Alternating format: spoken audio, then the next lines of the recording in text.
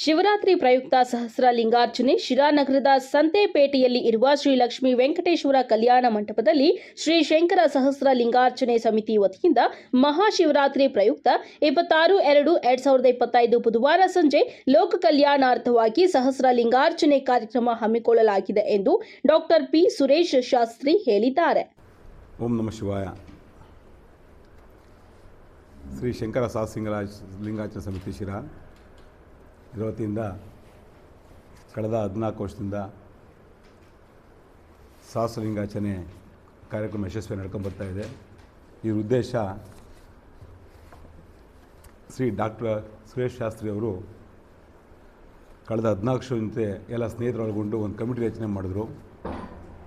ಈ ಕಾರ್ಯಕ್ರಮ ಒಳಗೊಂಡನ ಈ ಉದ್ದೇಶ ಏನಪ್ಪ ಅಂತ ಅಂದರೆ, ಈ ಎಲ್ಲ ಸಾಮಾನ್ಯ ಕುಟುಂಬದವರಾಗ್ಬೋದು, ಉಳ್ಳವರಾಗ್ಬೋದು, ಒಂದು ಪೂಜೆ ಮಾಡಬೇಕು ಅಂದರೆ ಒಂದು ಯಕ್ಷ ಪ್ರಶ್ನೆ ಶುರು ಆಗುತ್ತೆ. ಈ ಮನೇಲಿ ಮಾಡೋದಕ್ಕೆ ಸುಮಾರು ಖರ್ಚು ವೆಚ್ಚ ಬರುತ್ತೆ. ಆಮೇಲೆ ಎಲ್ಲರನ್ನು ಕರಿಬೇಕು, ಮಾಡಬೇಕು. ಇದರಿಂದ ಫಲ ಸಫಲಕ್ಕೆ ಕಾರಣ ಆಗಲ್ಲ. ಅದಕ್ಕೆ ಒಗ್ಗೂಡಿಸ್ಬಿಟ್ಟು ಒಂದು ಹಾಲಲ್ಲಿ ಮಾಡೋಣ ಅಂತೇಳಿ ಒಂದು ಚಿಂತನೆ ಮಾಡಿ ಶುರು ಮಾಡಿ 14 ವರ್ಷ ತುಂಬಿ 15 ವರ್ಷ ಬಿತ್ತು.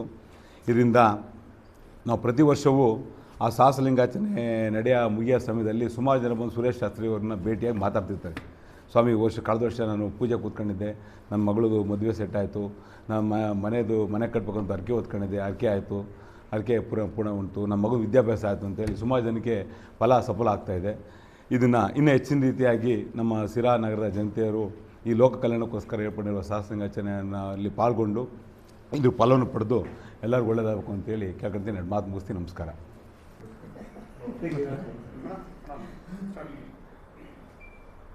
ಓಂ ನಮಃ ಶಿವಾಯ. ನೆರೆತಿರ್ತಕ್ಕಂಥ ಎಲ್ಲರಿಗೂ ವಂದಿಸ್ತಾ, ಈ ಸಹಸ್ರಲಿಂಗಾರ್ಚನಾ ಸಮಿತಿ ಭಾಳ ವಿಶೇಷವಾಗಿ ನಡೀತಾ ಇದೆ.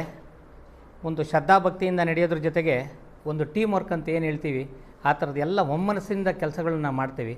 ಇದಕ್ಕೆ ಒಂದು 15-20 ದಿವಸದ ತಯಾರಿ ಇರ್ತದೆ.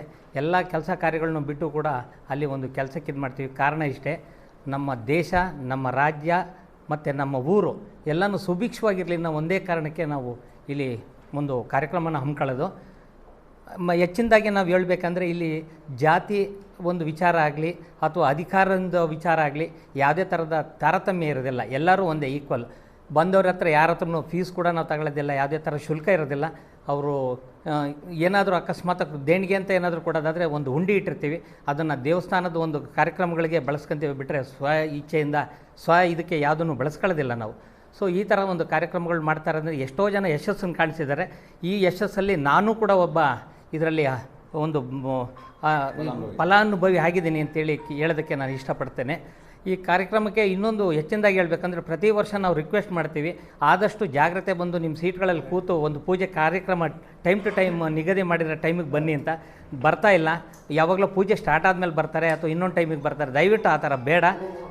ಇನ್ ಟೈಮಿಗೆ ಬಂದರೆ ನಾವು ಅದು ಒಂದು ಪೂಜಾ ಕಾರ್ಯಕ್ರಮ ಮುಗಿಸೋದಕ್ಕೆ ಈಸಿ ಆಗ್ತದೆ. ಮನೆಗಳಿಗೆ ಪ್ರಸಾದ, ಉಚಿತವಾದ ಪ್ರಸಾದ ಇರ್ತದೆ, ಅದನ್ನು ತೊಗೊಂಬಿಟ್ಟು ಮನೆಗಳಿಗೆ ತಲುಪೋದಕ್ಕೂ ಅನುಕೂಲ ಆಗ್ತದೆ.